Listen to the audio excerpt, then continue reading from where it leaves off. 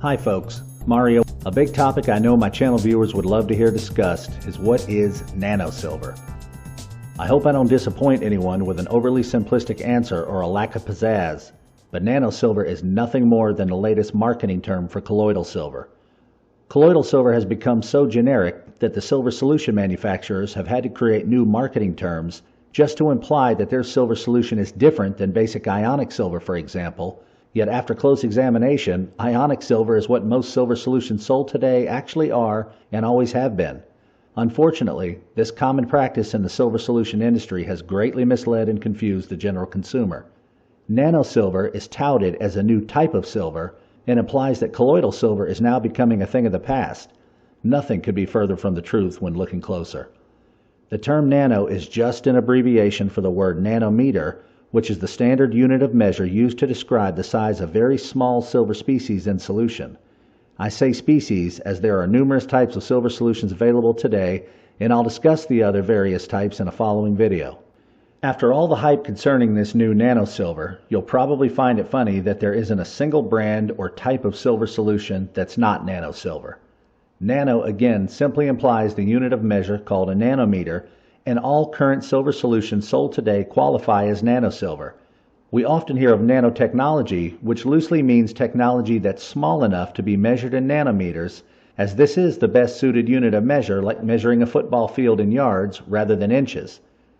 Whether a silver solution is ionic silver, colloidal silver, silver oxide, protein silver, citrate silver, or even fulvate silver, all these silver types are measured in the nanometer range, while there's absolutely nothing new except the continuing inventions of nonsense science associated with new products that claim to be the latest and greatest. When you hear someone touting nanosilver as the new thing or something different and greatly improved, disregard it entirely. When I started silver at the end of 2008, there were only about 6 well-known silver solution producers on the market. All of these silver solutions were called colloidal silver, except for one company that termed their product as silver hydrosol. Hydrosol was probably the first attempt at getting away from the generic name of colloidal silver, but we still see new names coming into market daily, names like silversol, nanosol, etc. The nanosilver term gained popularity during the Ebola outbreak of 2014, when a 2008 Department of Defense DoD study became declassified in 2009 and was widespread throughout the internet media. The study showed that silver nanoparticles smaller than 10 nanometers in diameter were highly, if not entirely, effective against neutralizing the greatly feared Ebola virus. Almost immediately, the World Health Organization blocked shipments of silver supplements coming into Africa, as this would have looked really bad for the pharmaceutical companies that were said to be, quote-unquote, desperately in search of an antidote. This would have been a massive moneymaker for Big Pharma, had Ebola been as bad an outbreak as it was feared and projected. At that time in Africa, if there were growing cases and news of successful use of such a simple over-the-counter silver supplement, this would have informed the world that there was already a demonstrated protocol for countering this virus, and it would have exposed the pharmaceuticals for pretending to be ignorant of our own government silver nanoparticle study from 2008. The study was already 5 years in circulation and was publicly known well enough that it caused a mega consumer panic to buy silver solutions, and the DoD study, if you haven't read it, is entitled Silver Nanoparticle Neutralization of Hemorrhagic Fever Viruses. It can still be found on various websites, even some governmental sites as well.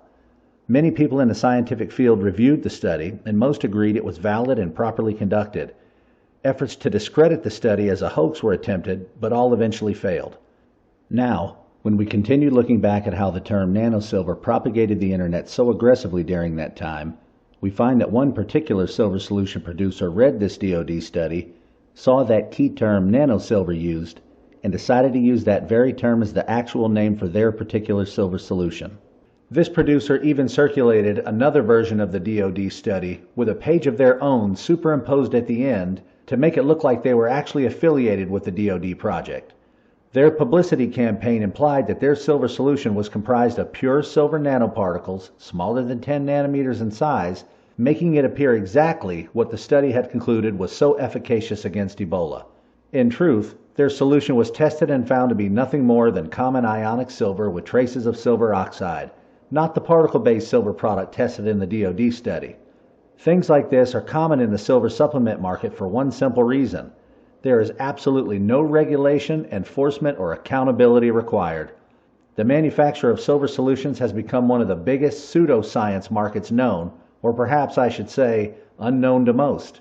The silver solutions market falls under the Dietary Supplement Act of 1994, and claims made by manufacturers do not have to be scientifically substantiated. Only the ingredients and a suggested dosage is required. The only regulation of claims that the FDA will enforce are medical benefit claims, and these are heavily restricted. Currently, only FDA-approved drugs can legally make medical claims of benefit. Now, back to the topic of pseudoscience. Here are some of the claims I've collected over the years from some of the more popular silver solution companies, of which many can still be found on the internet today. Number 1. Our silver solution possesses a 528 Hz love energy. Number 2. Our solution contains water-encapsulated silver particles. Make note that silver and water do not form any kind of bond. This is just a made-up science claim. Number 3. Claims of a special silver atom with 2 electrons removed rather than regular ionic silver, which only has 1 electron removed, allows for twice the damage to a pathogen. Further statements of a machine gun effect from this special silver atom are described as it can also recharge itself. In this particular case, I exchanged emails with the owner of this company shortly after he went public on a popular alternative media radio show. After our email exchange, the statements were removed and extensively revised. Number 4. Our silver solution is comprised of silver particles so small they now act as a silver gas. Number 5. A TEM microscope image showing what's claimed to be a special silver particle encased in a 900 terahertz UV radiating frequency, and these special particles are also magically circled by free orbiting electrons. Just so you know, electrons don't orbit metal particles in any realm of physics, and TEM microscopes do not image or capture radiation or frequencies of any kind. The image shown was simply photo-edited and falsely presented as the actual science behind their product. In summary, your goal as a silver supplement consumer should be to learn the truth about the products you're buying. Keep an eye out for more videos coming soon with further discussions and explanations concerning the big world of colloidal silver. Thanks for watching.